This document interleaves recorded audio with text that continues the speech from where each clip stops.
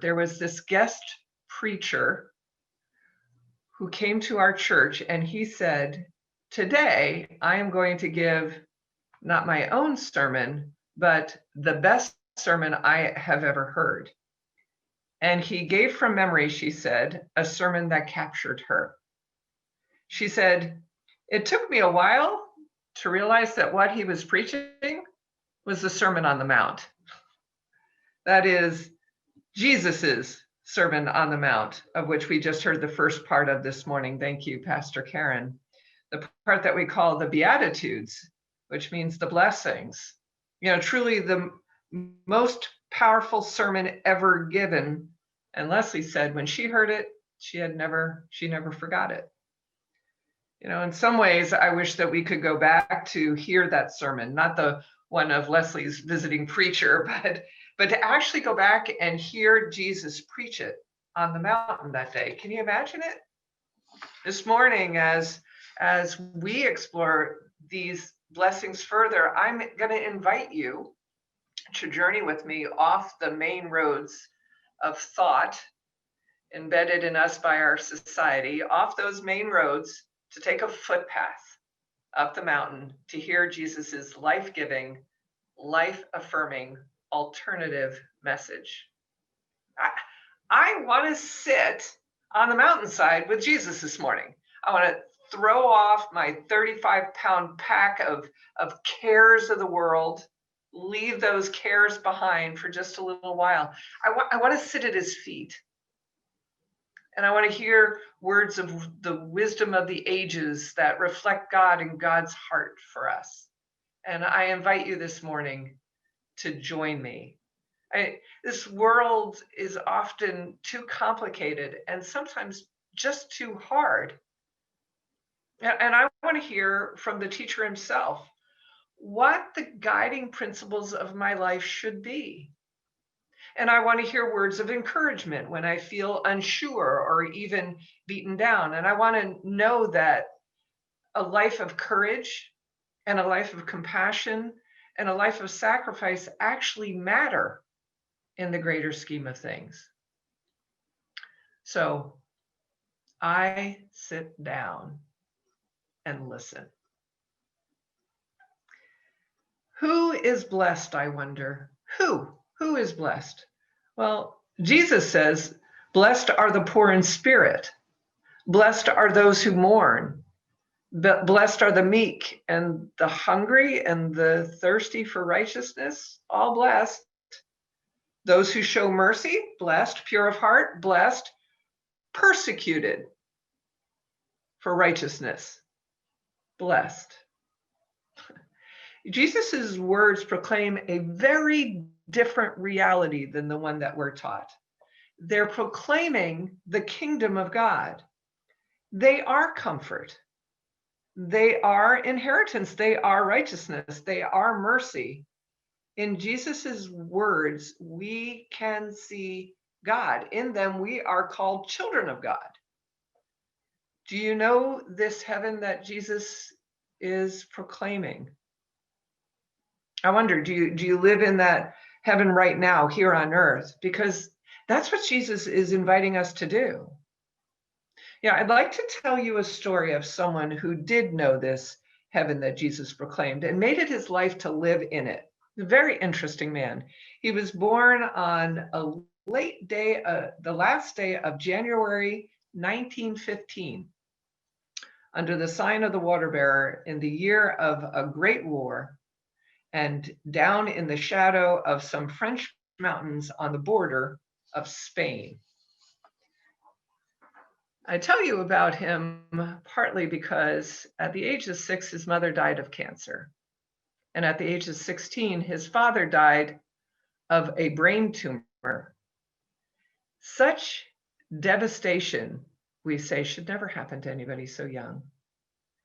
Yet, knowing what I know of him, I believe when he read and when he reads the scriptures and when he hears the lesson that we heard this morning, that he was comforted and that he did feel blessed. That may be confusing. After all, it's not what we are usually taught about what it means to be blessed, is it? Blessed are those who are well educated, for they will get good jobs. That's what we've been taught. Blessed are those who are well connected, for their aspirations will be noticed. That's what we've been taught. Blessed are you when you know what you want and go after it with everything you've got, for God helps those who help themselves. That's what we've been taught. Am I right? Isn't that what we've been taught? Have I misspoken? As one scholar put it, if we are honest, we have to admit that the world Jesus asserts as a fact is not the world we have made for ourselves. The kingdom Jesus proclaims and embodied it's a new way of seeing, it's a new way of naming, and it's a new way of being. Today's society sweeps aside those that Jesus declares blessed of God, but we're invited to look again and to discern a new reality, to call them saints, and to pledge our allegiance to that new world, the world that he describes, while participating in bringing it into reality. Now, our friend, the one born in 1915, whose mother died when he was 6 and whose father died at 16, when he read the Beatitudes, he was comforted. Blessed are those who mourn, for they will be comforted. We so often miss the point of these blessings. That's what I think. I think that Jesus is saying, we think that Jesus is saying, be poor in spirit, be meek, mourn. But what he's actually saying is, if and when you are one of these, the least of these that I'm speaking about right now on this mountainside today, if and when, and you will be, when you are in such a place, you are blessed because God is with you in these valleys of the shadow of death. No one is more present in those moments than God's self. See, with the Beatitudes, Jesus is telling us, I know that you will fall into various levels of despair. I mean, even just living, I know that you will fall into various levels of despair. But people of faith, let your eyes stay open to see that God is there with you. God will not leave you orphaned. God will not leave you alone. Ask, and God will answer. Seek, and you will find. Knock, and that door will fly open in front of you. Our friend, the one born in 1915, whose mother died when he was 6 and whose father died at 16. Would you like to know his name? His name is Thomas Merton. Perhaps you know that name.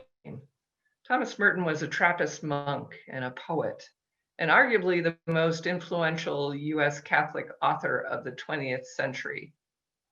At 26, he entered religious life as a monk, and then 6 years later, he wrote a book called The 7-Story Mountain. And in that, there's a story that I would like to share with you today. It's about when he was young and living in New York City. And he said he was walking down 6th Avenue with a friend of his named Lax, L-A-X, Lax, when Merton had what he described at the moment that turned out to be, quote, historical as far as my soul is concerned. He said, I forget what we were arguing about. But in the end, Lax suddenly turned around and asked me the question, what do you want to be anyway? And Thomas answered, I knew I couldn't say I want to be Thomas Merton, the well-known writer of all those book reviews in the back pages of the Times Book Review. And I knew I couldn't say Thomas Merton, the assistant instructor of freshman English at the New Life Social Institute for Progress and Culture. So I put the thing on a spiritual plane where I knew it belonged. And I said, I don't know, I guess what I want to be is a good Catholic. To which Lax said, what do you mean you want to be a good Catholic? He says, the explanation I gave was lame enough and expressed my confusion and betrayed how little I had really thought about it. And Lax didn't accept it. What you should say, he told me, what you should say is that you want to be a saint. A saint? The thought struck me as a little weird, he said. And he said to him, how do you expect me to become a saint? Flax simply replied, by wanting to. To which he replied, I can't be a saint. I can't be a saint. He said, my mind darkened with confusion of realities and unrealities, the knowledge of my own sins, the false humility which makes men say that they cannot do the things that they must do, cannot reach the level that they must reach, the cowardice that says, I am satisfied to save my soul, to keep out of mortal sin, but which really means by those words, I do not want to give up my sin and my attachments. End quote. And therein, we can write a new beatitude. Blessed are those who give up their commitment to their attachments, the stranglehold that they have on it, what they possess, what they accumulate, what they control, and are willing to appear weak in the eyes of others. For they shall see, know, feel, experience God.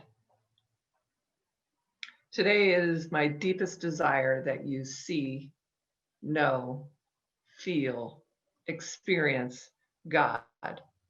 But I fear that my power to persuade will fail. And yet I know that each of you have experienced weakness and vulnerability at points in your life, including perhaps now.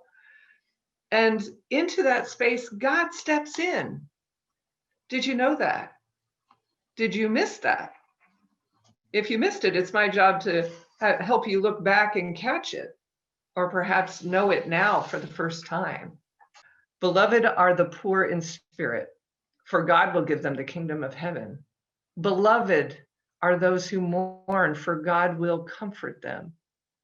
As people of faith, Jesus invites us to live a holy beatitude life of mercy, purity of heart, peacemaking, and of course, love. Thomas Merton's friend Lax was simply challenging Thomas with Jesus's challenge to all of us to live a holy life, to be a saint, to want to be a saint so much that it reframes your life to Jesus's teaching, to Jesus's example, steeped in God's will. We are called to be holy, and we're called actually to be saints right now.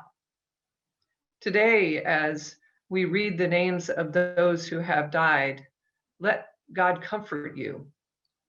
Then as we come to communion, let us receive Christ's comfort and the call on our lives to be willing servants of God, to be saints, to be willing disciples of Jesus, that is, to be saints as we commune with the saints who have gone before us.